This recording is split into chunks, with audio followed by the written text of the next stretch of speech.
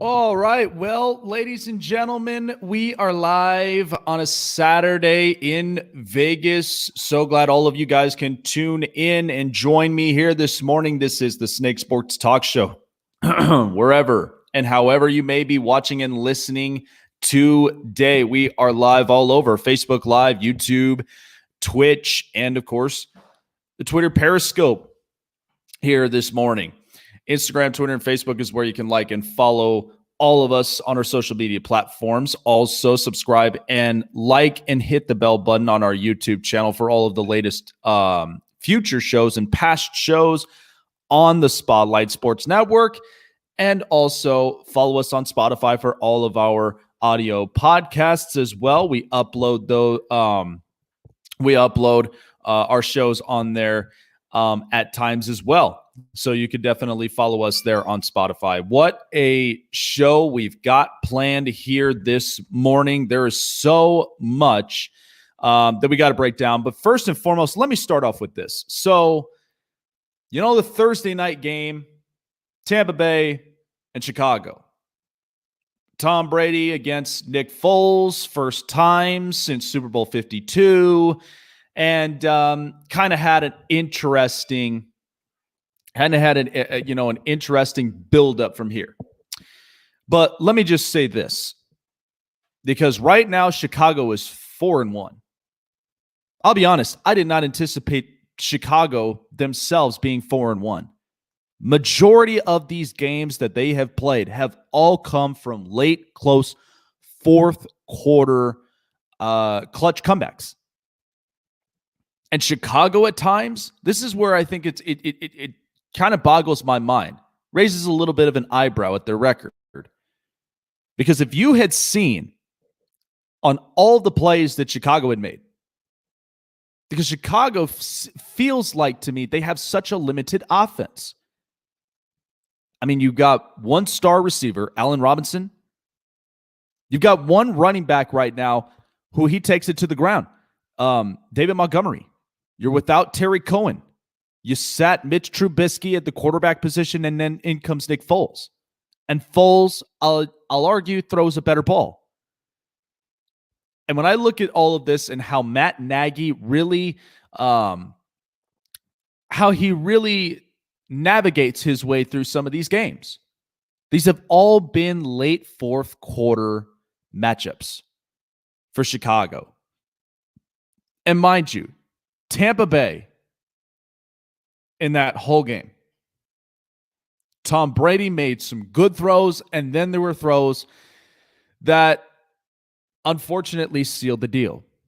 But once again, Nick Foles, and in his moments, it couldn't have come up in a better time than where he was on Thursday. Couldn't.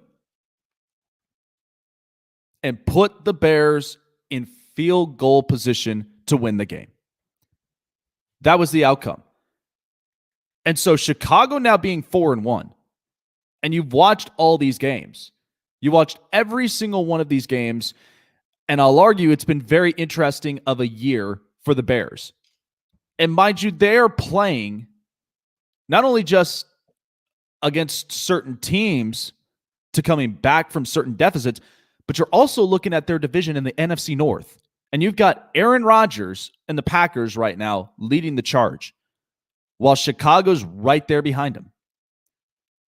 And the only thing you can ask yourselves in this, if when the Packers play the Bears, because there is a statement to be made.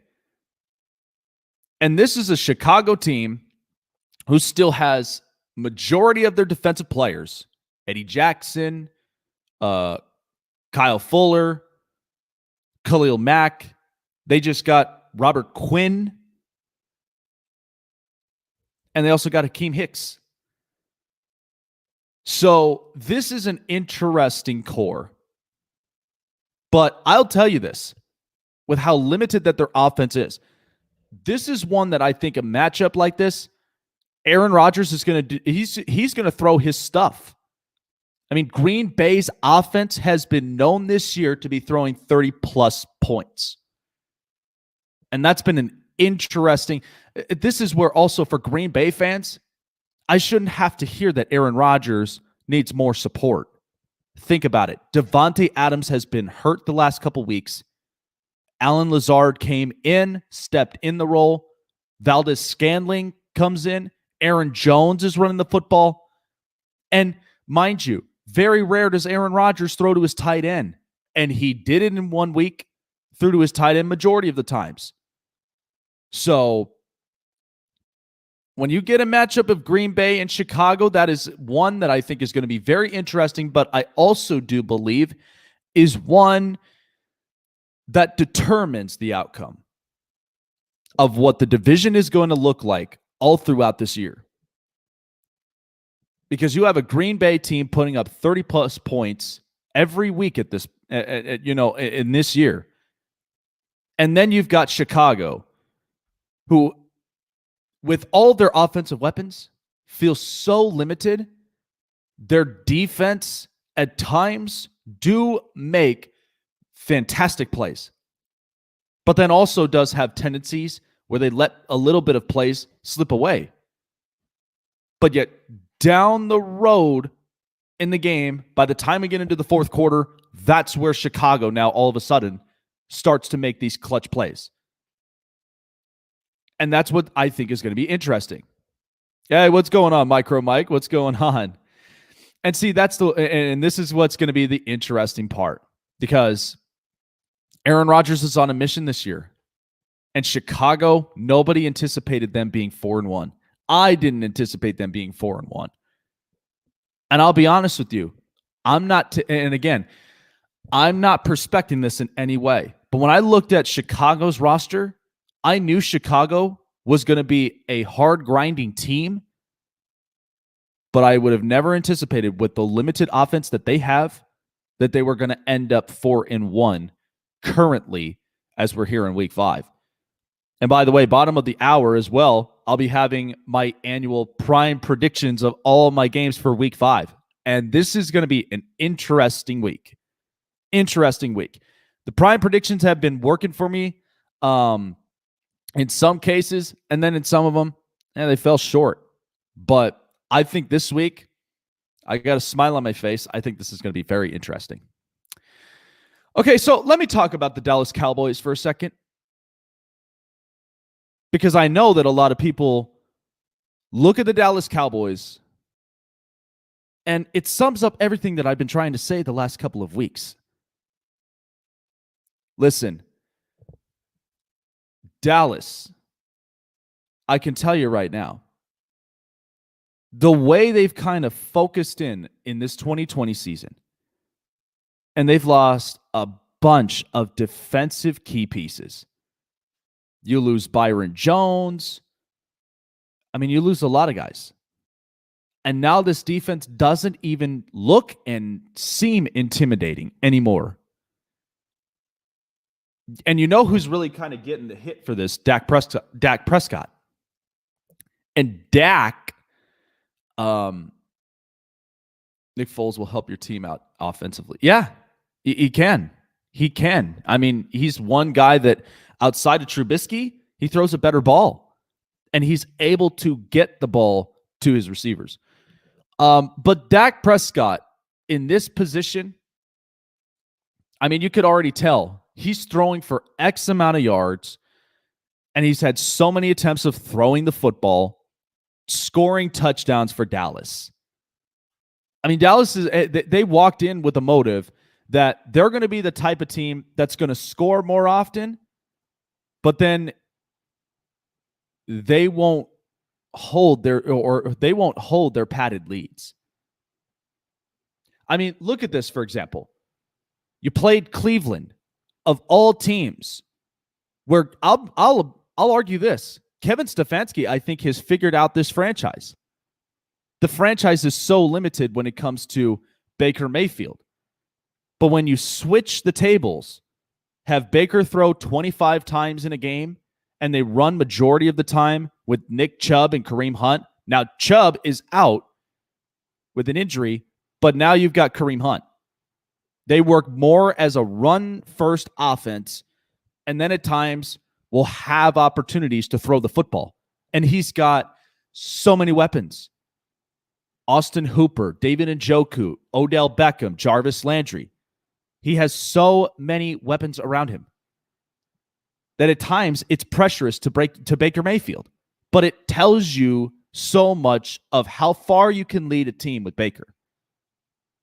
That's why I think Kevin Stefanski figured this out. But then also, you look at Dallas and how their performance played against him. I mean, Jarvis Landry threw a beautiful ball to Odell Beckham left-handed. And yeah, Dak Prescott having an MVP-type season if you exclude what Rodgers and Wilson are doing. And he's playing up to a contract extension, but that defense has no. And I absolutely agree, Connor. I absolutely agree, and I appreciate you coming on in. The thing of it is that this is why Dak Prescott is getting more of the smoke than anybody else, because they're not giving it to the defense, and we already know how the defense is shaped up. It's not that great. Okay, Jalen Smith doesn't even look the same. I mean, Leighton Vander Esch is still trying to keep his worth up. DeMarcus Lawrence on that front line. But it does not look like the same Dallas Cowboys team that we were all used to a couple of years ago when Dak had a break, when he had an offensive line, when he had defensive secondaries, and he had really good players. And by the way, you're also Tyron Smith. Tyron Smith's hurt.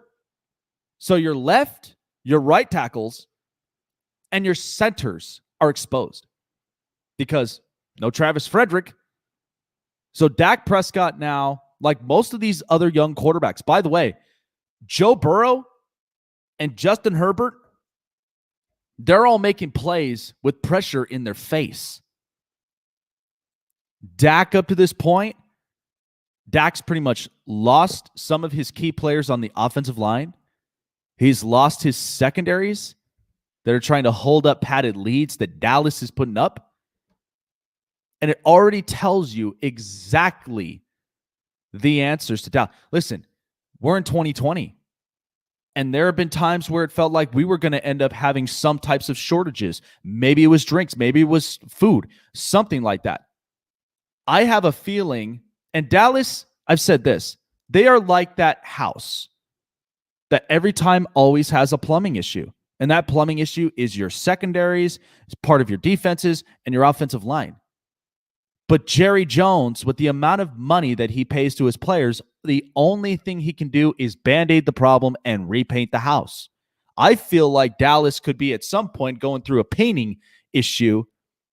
They could go through a painting shortage because there's no more paint. Because they used up all the paint to paint up the house. And they've never fixed the plumbing issue. That's where I feel like Dallas is in this position. You put too much pressure on Dak Prescott, and you don't fix your issue. This is why Dallas, I've mentioned, they would go 8-8. They probably will end up looking like they're going 6-10 or 7-9. But 8-8, I felt like was fair because I do believe this offense can score in so many ways, but the defense is the ones that cost you games. That's where I feel like with Dallas, they've done this multiple times. They've done this against the Rams. They did this against Cleveland. They were lucky enough, and if it wasn't a bonehead move by Atlanta, they would have done that to them too. But Atlanta made mistakes. Hey, what's going on, Noble Sports? Once I go up on break, I'll definitely share the link for sure. So that's my deal with them. That's my deal with them. You put so much pressure on Dak Prescott that at the end of the day, if he doesn't have, by the way, Mike McCarthy, he's so outdated. He's outdated as a coach. And the fact that Mike McCarthy goes and hires Mike Nolan as the defensive coordinator. And now that defense does not look that intimidating. Every time when I see the Cowboys, everybody always hypes up about the offense, but nobody likes to talk about the defense. Nobody does. That's where I feel like Dallas, you have a serious issue. And it's only going to get worse from here if you don't fix it. Look, Trayvon Diggs, he's not your savior. He's only one piece to this puzzle with several holes that Dallas has. That's why I feel like they'll go 8-8. But I can tell you this, no matter how big the offense is, it's not that intimidating to me. Coming up next, so Miami won last night. They forced a game 6. Of course, everybody is questioning what ended up happening with LeBron, what ended up happening with Anthony Davis, Jimmy Butler on a mission again. I'm telling you, I thought this series was going to end up going in 5, but I was mistaken. Jimmy Butler still has a heartbeat for this team. I'll explain a little bit more on last night's performance coming up. Also, as I've said before, bottom of the hour, I will have my prime predictions as well for the NFL in week 5. You guys do not want to end up missing that. I'll be right back. Snake Sports Talk Show. Don't go anywhere.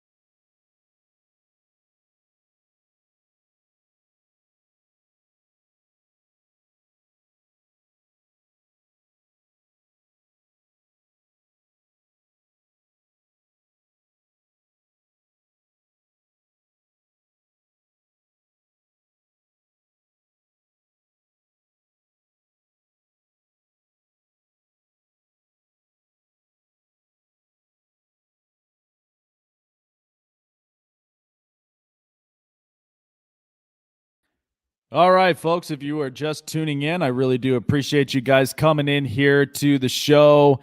Man, excuse me. Man, what a beautiful morning it is here in the Vegas Valley. Definitely loving the temperatures here. It's starting to get cooler. It's starting to get nicer. I can't wait to see exactly how the rest of the season pans out. But man, this is a gorgeous season. This is usually always my favorite time of the year. By the time we get into the fall, it usually sticks out to about 80, close to 75 degrees out here in Vegas, and I love it. I love every bit of it during this time.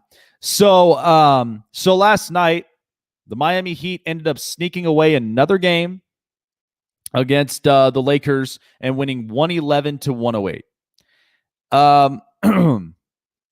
So this was kind of just the interesting part because you already know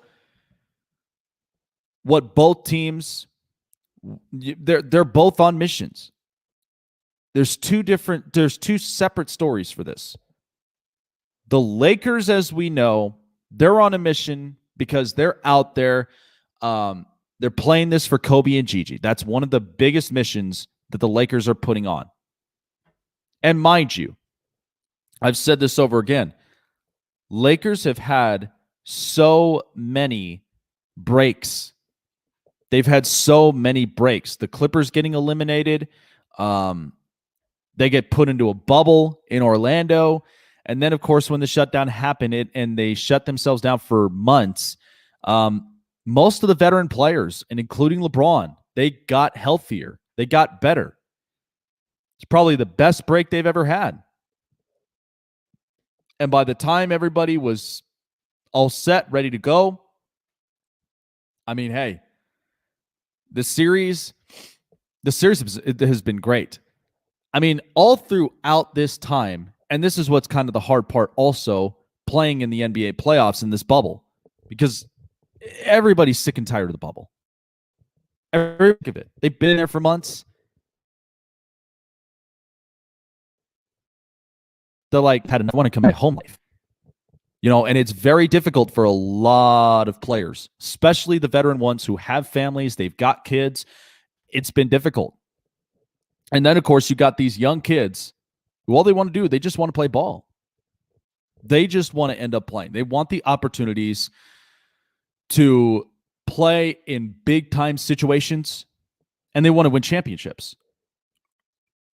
And for all these veteran players, the fact that the shutdown and them getting healthier, getting stronger, getting better, they are playing their absolute best. Lakers have had so many breaks through this. The shutdown, Damian Lillard getting hurt for Portland, because I guarantee you, even though the Portland was at the end of it, they seemed very limited. They seemed very limited as a team. And that, I think, is really, really interesting. And so, I appreciate some of the guys, Micro Mike and Noble Sports Entertainment. I appreciate you guys, Infinite Sports Network. So when I looked at this and I looked at how last night's game panned out, Jimmy Butler was at his best. Miami, they were not going to let another game slide. From the look of it, how Jimmy Butler really controlled the minutes, controlled the floor. I mean, this is a bright future for the Miami Heat. The fact that Tyler Hero comes out in certain situations in the game, puts up important buckets. He also puts up real good passes, gets assists. By the way, don't disregard Duncan Robinson. The kid's been putting up points within the paint. Not to mention, he's also been making some important shots. And this is how Miami had flowed through the game. And the fact that they were able to lead that charge. The Lakers, we know, they're on a mission, and this is not easy for them. And it's not even easy for Miami to stay alive. They've been playing through this bubble for quite some time. They're all ready to come out the bubble. They're all ready to win the championships. I mean, hell, look at how this all happened with hockey. Hockey closed up pretty quick. Tampa Bay wins the championship. They're out of the bubble in Edmonton, and now they're all back home. And now you've got the offseason, which, by the way, the offseason's been nuts. I've been getting notifications left and right, trying to keep up and trying to, get a lot of these posts up out there. But the whole point I can tell you, because it's past the 5-game mark, we now have a forced game 6 between the Lakers and the Heat. The only thing, because Jimmy Butler is showing you why he seems very valuable in some ways. And from this point, he has not disappointed. And Miami is playing exactly the way that they are. Not giving up on certain plays. By the way, in game 5, I saw so much, or game 4, actually, I saw so much defense. So much defense. They were double teaming on certain guys. They were double teaming on LeBron. They were double teaming on Anthony Davis. They double teamed on everybody. So they had been getting their opportunities of double teaming, and they've been getting their opportunities of really controlling the floor. And that is how they've been winning their games. That's how they've really kind of grinded out every minute of every quarter in the game and in this series. That's why I look at it this way. I mean, it doesn't seem too simple. I mean, this has been a really, really good series so far.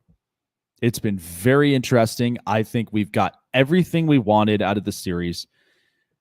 And now we're just hoping we get a champion. We're very much hoping we get a champion. All right, time for now the hot press.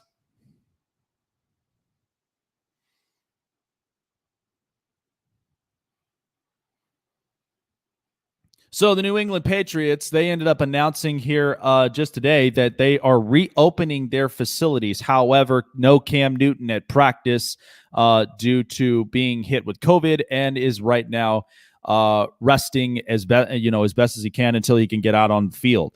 So the New England Patriots, they were going with quarterback Jarrett Stidham, but it looks like this week they're going to end up going with Brian Hoyer here at this point, getting a quarterback to do the job. So it is unfortunate with the Patriots and how they're really kind of utilizing this whole time, because right now, I mean, New England has looked like such a better team with Cam Newton in the mix. And I've been impressed with his structure this year. I've been very impressed with Cam Newton's structure. I think he looks better. He looks like this is exactly what he needs. But to get hit like this, unfortunately, it is kind of taking a little bit of a toll for New England, but they're just awaiting for the tests. They're awaiting for the results, and hopefully Cam Newton will be back up in practice. But it is good news that New England is reopening their facilities and they're getting back to work. So, of course, after the win last night for the Miami Heat, Jimmy Butler ended up carrying the team here in the finals in Game 5. And when he expressed it, he expressed so much of just how he felt up in the game. And Jimmy Butler, he finished up with 35 points, 12 rebounds, and 11 assists in 47 minutes on the floor. And basically went out and said, I'm sure they wanted to win and thought they were going to win it going to win going into it as did we. And he basically had said that he had nothing else left to give. So he was definitely carrying it out. I left it all on the floor along with my guys, and that's how we're going to have to play from here on out. Like I always say, it's win or win for us.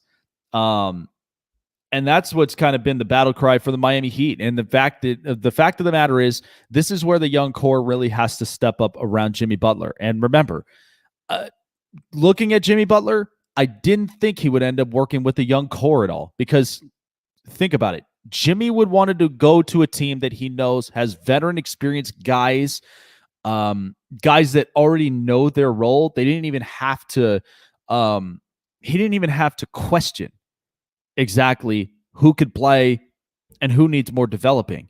because at that point he would have had a lot up on his shoulders. But right now, for clearly what it's looking like, Jimmy Butler was able to carry the team, but the rest of the team has to carry along with him. And so this is where Miami, you got game 6, they forced it. And so, I agree. I love Butler's attitude. Honestly, I mean, Jimmy Butler he's really shaped himself of what this organization and this franchise looks like right now. And I did not expect that. But Jimmy Butler, he's really showing his worth, and he's really showing you why a lot has shifted and a lot has changed in his years being in the NBA. So, by the way, in the NHL, we got some news up on here, but defenseman Torrey Krug, who last played with the Boston Bruins, ended up agreeing to a 7-year pact with the St. Louis Blues. So again, they add another premier defenseman to their defensive core, and knowing the possibilities of what's going to end up happening, they're moving on from Alex Pietrangelo, it seems like. So Torrey Krug, 7 years, 45 and a half with the St. Louis Blues. But in his career, he's played with Boston in 523 games, and has a career of 67 goals and 337 points. So this is kind of a huge deal. This is a huge deal for the St. Louis Blues, but at the same time, I feel like this is a gut punch for the Boston Bruins. And I've been saying this now for like the last couple months, and this was interesting because this team, I mean, God, there were times where I wanted to believe so much in Boston that I felt like we're going to be the intimidating team, and I still do think they are.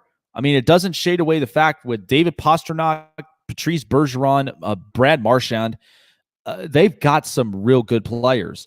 But now losing a real good player in Torrey Krug, I feel like this has opened up a bigger hole on their defense. By the way, I mean, you look at what's happening with Zdeno Chara. We haven't had any news from that yet.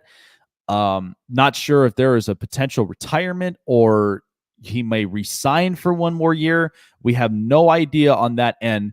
But all I can tell you is that Boston, they're going to need to now reshape and refocus on their defensive side of the puck.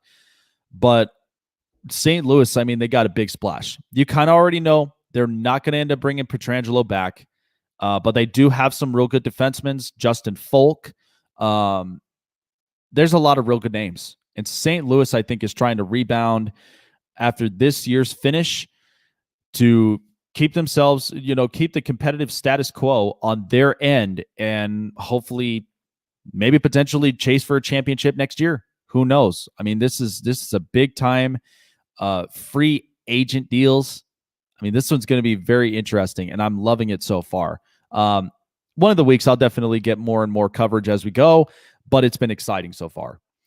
All right, so that was your hot press. All right, coming up next here as we're getting closer to the bottom of the hour, my annual prime prediction, week 5 picks for the NFL. You don't want to end up missing that. I've got some interesting insights on all these games that I have picked out. And by the way, it has not been easy looking at these games, but man, it is. I'm excited for this week. I'm really excited for this week. So you guys don't want to end up missing that. I'll be right back. Snake Sports Talk Show on the Spotlight Sports Network.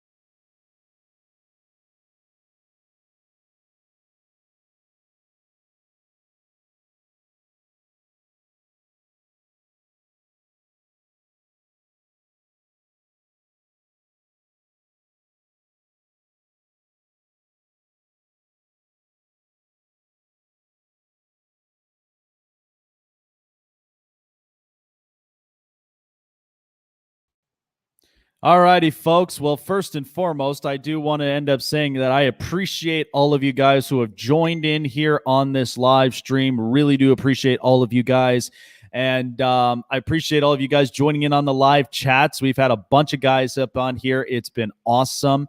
So, like I said before, like us on Facebook, follow us on Twitter and Instagram for all of the latest social media news that we put out on a daily. Also, subscribe, like, and hit the bell buttons of our YouTube channels on the Spotlight Sports Network and the Snake Sports Talk Show for all of the latest future shows, past shows, and even for shows all on the network. You guys don't want to end up missing that. And also follow us on Spotify for all of our audio podcasts that we put up.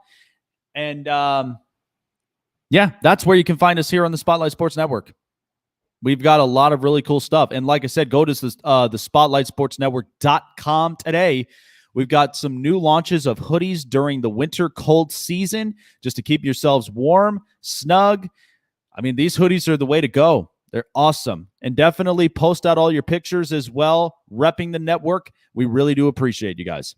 So here we go. My best for last here, and this is always the fun part that I have. This week is interesting because we got a game on Tuesday. First time an NFL game would be played on a Tuesday. And of course, this was the move that happened in the previous weeks. So we've got that. I'm going to share all of that here coming up right now. So here we go, folks. Prime predictions week 5. Let's let it rip.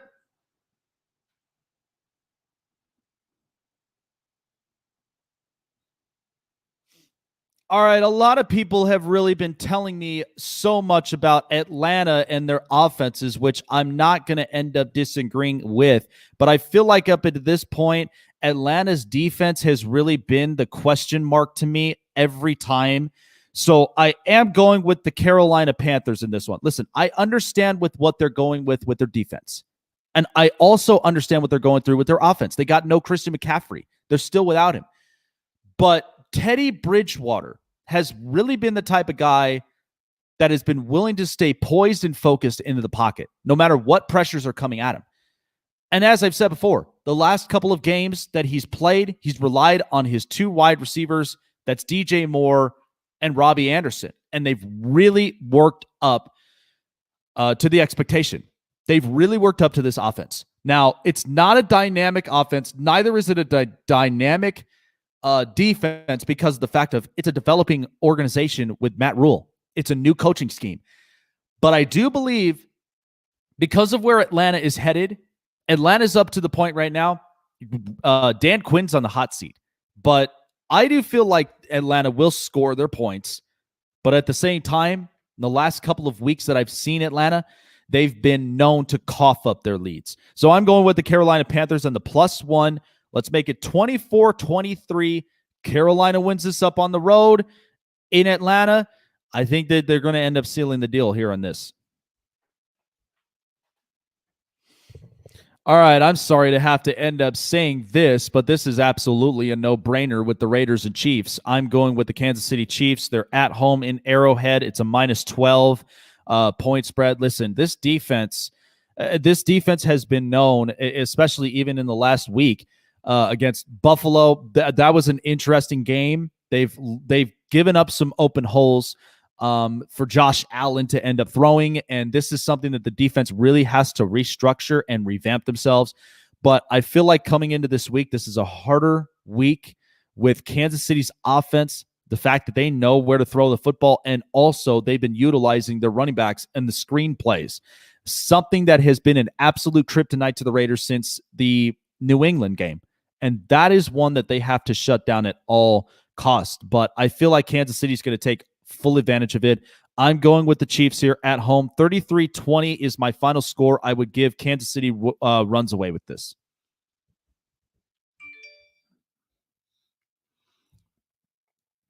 So this is kind of just, a little bit of a freebie for the Arizona Cardinals, especially with the way that Kyler Murray and Cliff Kingsbury had been performing the last 2 weeks. But I do feel like Arizona could very much walk away with this one against the New York Jets. Listen, It's only a matter of time. I've already said this multiple times that I just feel like the Gase is closed. They need to get Adam Gase out of town. The Jets just right now, they're a complete mess. By the way, they're without Sam Darnold, and you've got Joe Flacco starting under center for the Jets. And how is that going to end up panning out for them? It's not going to pan out very well. But the Cardinals, though, their offenses, they still have had moments where their offense can very much click, especially with DeAndre Hopkins. But this is one that I think needs to be a rebounding game. I feel like they are getting a freebie with this one. I'm taking Arizona 28-17.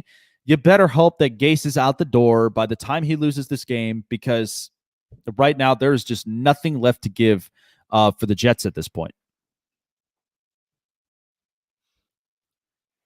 So I very much would love this game if everybody was healthy on the other side of the field with Philadelphia. But from what it looks like right now, I mean, look, the Eagles, they walked away with the last game against San Francisco, and they seemed like they had signs of life. But I think coming into Pittsburgh, it's not going to be an easy task. I'm going with the Pittsburgh Steelers here in this game. They're playing up at home. They love playing up at home. But Philadelphia, I just feel like have a lot of complications. I mean, here we go again. Another year where Carson Wentz is throwing the lawn chairs and doesn't really have that big-time capable wide receiver at his arsenal. And I think that has really been the struggle for Philadelphia, not to mention, too, the injuries on the offensive line have been a problem. But Philadelphia really they really got to work themselves out. And this is something they really need to get a grip on. But Pittsburgh, their defense, it's no question. I mean, I'm in it for their defense. I don't know how far their offense can really lead them, but their defense has been playing really good. So I'm taking Pittsburgh. I think it'll be a reasonable score. -7 in that point spread. 28-27. Pittsburgh wins this one at home. So another freebie, I would say, because, the LA Rams, they didn't even put up that many points. They luckily went out with a win, but my God, the offense looked flat last week. But I think they're going to rebound themselves here this week against the Washington football team. And by the way, no Dwayne Haskins under center. In fact, Ron Rivera did the same exact move with Cam Newton in Carolina, and they're going with Kyle Allen as his starting quarterback here this week. This is going to be interesting. Ron Rivera knows Kyle Allen's limitations. He knows exactly what type of quarterback he is. He's not a face of the franchise type guy or some type of future. No. This is a guy that I think Ron Rivera uses to his best of abilities.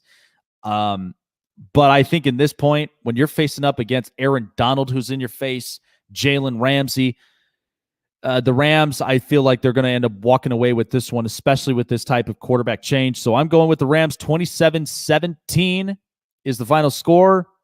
And the Rams, they're definitely going to cover the point spread. I think this is going to be a fun game. Even though that I know that they're going to run away with it, Baltimore at -12. I don't like the point spread in this one, but I do feel like Baltimore will run away with this game. The fact that the defense, they revamped themselves. We saw this already. With terrible teams, Baltimore can bounce back. It's not, it doesn't even seem like it's that new. But Baltimore is facing off against Joe Burrow and the Bengals. And Burrow, I mean, he is in line to being a Rookie of the Year candidate this year. The way that he has been playing and the way that it's been interesting to see how the Bengals have been playing basically just their performances. And Joe Burrow has all the pressure in his face, but still is able to make plays. I think it tells you how much that these young quarterback cores have really been adapting, but I do feel like Baltimore will run away with this one. And because of this point spread, this is my reasonable score. 35-23. I think Baltimore will win this big time at home.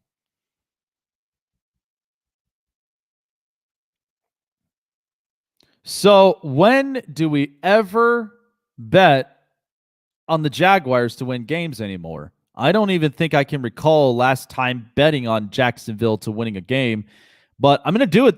I'm going to do it this week. Because right now, this is also an information that I got. After a coach is fired in midseason, teams are 2-6. They don't pan out well the second that coaches are fired by midseason. And because of the fact that, the Texans, they've had so many issues, so many problems. Bill O'Brien is out the door. And now you got to figure out how to revamp this team. And it feels like Deshaun Watson's on his own island. But I think the Jags, I'm going to take the +5.5 here in this game. But I do feel like Gardner Minshew at times does show his capabilities. I'm not giving high praises to Jacksonville at all, because I do know exactly how limited that their offense is. But I do feel like in a situation against Houston in their own division, this is one that I think is going to be a complete embarrassment to the Houston Texans. I mean, they're already 0-4, and this has been terrible for Deshaun Watson and the rest of the core. And this is where they really have to start figuring things out. I'm taking Jacksonville here, 27-21 on the road in Houston. That's very rare that I take a team that I know has a limited offense, but I just feel like with where Houston stands at this point, it's not going to be pretty for them. So I am taking San Francisco here in this game, and Jimmy Garoppolo, by the way, is returning this week.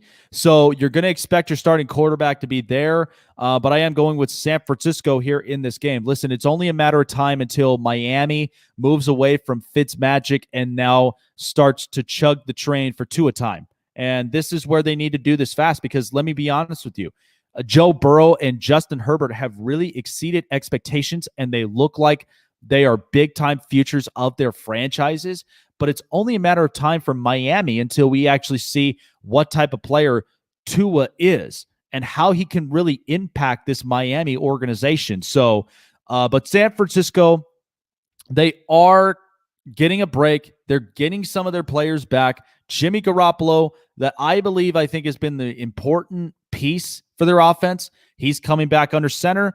So I think San Francisco might actually have chances to winning this game. I'm going to go with 30-20. San Francisco -8. I feel like they can definitely cover the spread. So when do you ever see an even point spread like this? Colts and the Browns. Interesting. But I am going with the Cleveland Browns here in this one. Look, I understand that they're without Nick Chubb, and I understand that their run game has been superb. It's been awesome. Let me just tell you this. I think Kevin Stefanski, to me, was exactly what Cleveland needed. They needed a grown-up in the room. They needed somebody there to really reshape and refocus Baker Mayfield, to really get this offense clicking somehow, some way. And I feel like he has. The defense at times kind of gives me a little bit of a concern, but I do feel like that Cleveland can hold their own ground. They're a run-first offense. Baker only has to throw about 23 to 25% times on the field. Doesn't even really have to throw that much. But Cleveland's offense putting up that many points each week kind of tells you what Kevin Stefanski is capable of. So I'm taking Cleveland in this game. 27-23 gets Indianapolis on the road. I'm not sure exactly what the performance I'm getting out of Phillip Rivers, but expect this game to be back and forth with their scoring, but I think Cleveland's going to come out on top. All right, all you Cowboy fans. So finally, you guys are getting a break for once, and you're not facing against teams that are over 500. You're facing against a low ball team in the New York Giants, and I'm going with the Dallas Cowboys here in this one at 8.5. Listen, if they lose this game to New York, of all teams, that the Jets and the Giants are just an absolute dumpster fire. I mean, they look like an absolute mess. I don't know what to tell you. I don't know what to tell you if you're Dallas, because this should not even be a game that they should lose. It should not be. I mean, that would be the most embarrassing thing for the Cowboys. And by the way, their offense is scoring the amount of points that they had each week. Dak Prescott throwing the amount of times that he has and getting all of the passing yards and touchdowns. This has been interesting. But the defense, of course, as I've said, has to solidify themselves. They need to stop everything at all costs. If they can't end up doing that, again, you're going to run out of paint. You're going to run out of paint repainting the house because you don't have anything to fix the plumbing issue. And that's where I think Dallas, they're getting a break out of this one. They're re-examining themselves. I think the Dallas Cowboys will take it away. 30-17 is my final score at the 8.5. I think Dallas will do it.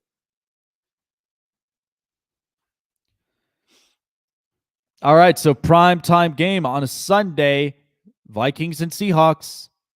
Remember the amount of times that Kirk Cousins would play on prime time games? Not so good. Not so good. And by the way, we know with how last week's performance with Russell Wilson was, offense was kind of, they were still good, but they weren't great like they were in the last couple of weeks. But I am going with the Seattle Seahawks here in this one. Russ has been cooking. And Russ has been putting up MVP caliber numbers. He's picking up where he left off last year. But in primetime games with the Minnesota Vikings, you already know right now Kirk Cousins is 0-9. He's 0-9 in primetime games. What does that tell you about him? That there are a lot of limitations to his game. There are a lot of limitations when he's playing prime times, pressures in his shoulders. It doesn't look good for him. And makes mistake of throws. And by the way, I mean, look, Justin Jefferson has really been clicking with this offense, but who knows how Kirk Cousins is going to perform on a primetime game like Sunday night. I'm going to take Seattle 28-27. I think they're going to end up beating the Vikings at home, and I think it's going to be a fun one. All right, so we've got the Broncos and the Patriots here, a game that was rescheduled. They put it there for Monday night, so I'm going with the New England Patriots at -8 here in this one. I know they're without Cam Newton, but here's the other thing. Denver is without Drew Lock. They're trusting, guys like Jeff Driscoll and one of their other backup quarterbacks, Brett Ripien from Boise State.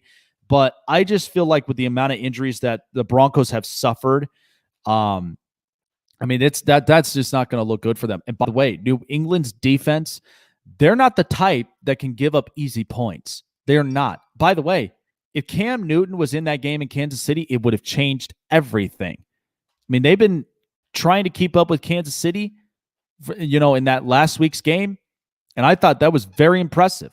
So I think New England stays strong. The defense, I believe, is going to be the headline on their win, 28-20 at home in New England. The defense is going to shine bright here in this week. So I've got an upset pick here this week, and this is reasonable. I'm going with the LA Chargers against the New Orleans Saints at +8.5. Listen, this is nothing against Drew Brees, and there's nothing against their offense. But their defense at times has been a complete question mark, especially with their secondaries. Justin Herbert has really exceeded expectations as the type of quarterback that he is. He's very transformative, and he's a guy that is very smart, gunslinging mentality, but he knows when to throw and when not to throw. But the Chargers' offense has been really interesting, and it's actually built up this last week, putting up the 31 points that they did last week against Tampa Bay. Bruce Arians giving high praises to him, and they talked to Anthony Lynn saying, you got a great one. And so this is interesting because you've got a former Charger quarterback with Drew Brees, and you've got the future at quarterback with Justin Herbert. But I feel like the Chargers are going to take advantage of it all the step of the way. And so I'm going to end up going with a reasonable score, 30-21. Chargers will win 8.5. It will be interesting. Yeah, Jimmy did play well. Jimmy definitely played well big time. Oh, yeah.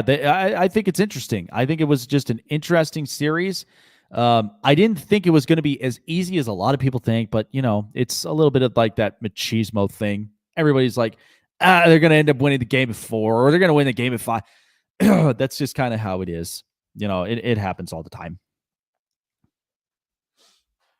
All right, so this one's a rescheduled game, and the first time we'll ever have a game on Tuesday. That's the Bills and the Titans, and I am going with the Buffalo Bills here at -2. Listen, this is going to be an interesting game. Tennessee, they're well rested right now. They've got at least a lot of good guys on their defensive side of the football that can really put some stoppages, but Buffalo and Josh Allen have been clicking. They've been looking superb on their offense. It's been quite a headache trying to stop Josh Allen's offensive capabilities. But I feel like he's really doing the best of it. Stephon Diggs, he's really lived up to that expectation since the trade. Something I think the Houston Texans can really learn from their trade with DeAndre Hopkins. But Stephon Diggs, he's been his deep ball wide receiver. And Josh Allen has been looking superb. I think he's been hitting his peak, and I think he's really been carrying it well. So I'm going with Buffalo's momentum here in this one, -2, 27-23 at Tennessee. This is going to be interesting. It's not going to be as easy of a game as people think it is, but I do think Josh Allen does walk away with the win. Well, folks, prime prediction this week. I feel very confident in it. I've got at least a couple of underdogs. I think I've got at least 3 underdogs here in this one. Because all these favorites, they all include the Chiefs, the Cardinals, the Steelers, the Rams, the Ravens, the Niners. Now, of course, you got the one bet line that's even between Colts and Browns. But Dallas, I very, very much hope that they end up winning that game against the Giants. The Seahawks, and then, of course, Buffalo and New England. Listen, this should not even be a game that Dallas loses. This should not, because if they come away with a dud loss this week, this should already just pan out everything that Jerry Jones has put out, what he's done, how he shaped this team. It should already now just explain to you what Dallas, what they've really truly done. The defense is atrocious. The offensive line is not the healthiest. And you're asking Dak Prescott making all these plays and all of these just all of these tasks. I don't even think he can do that. I don't even think he'll carry that for much long. But that's where Dallas really has to shape themselves up. And I feel like this week should be a pass for them. It should be. If not, oh man, I'm going to wake up, I'm going to wake up Monday morning and just basically go, wow, what was that? That's kind of something that I'll be feeling from there. All right, you guys, thanks for watching. I really do appreciate you guys jumping on by and joining here on the live chats. We really do appreciate it. Hey, what's going on, Darian? There's our big time colleague right there at the Spotlight Raiders Talk for all of your Raiders content there. You can definitely check him out. By the way, some really, really good news as well before I ended up ending this. He's been able to get at least some Raiders content back. It had not been easy. It had been a couple of complications all through it, but you know what? The network and ourselves, we've really been working hard to resolving the problems. But he's back to making content, man. And he's back bigger, better, stronger than ever. And we are definitely making it happen. So glad to have his content back. And he's definitely got more and more Raiders news for you every step of the way. So definitely check him out. All righty, guys. This is Jake the Snake signing off here. Appreciate you guys. Have a great Saturday and have a great weekend ahead. We appreciate all of you guys. Be safe. Stay healthy. And hey, we've got some college football games here today. This is going to be a lot of fun. We've got a fun, jam-packed weekend. Take care, you guys.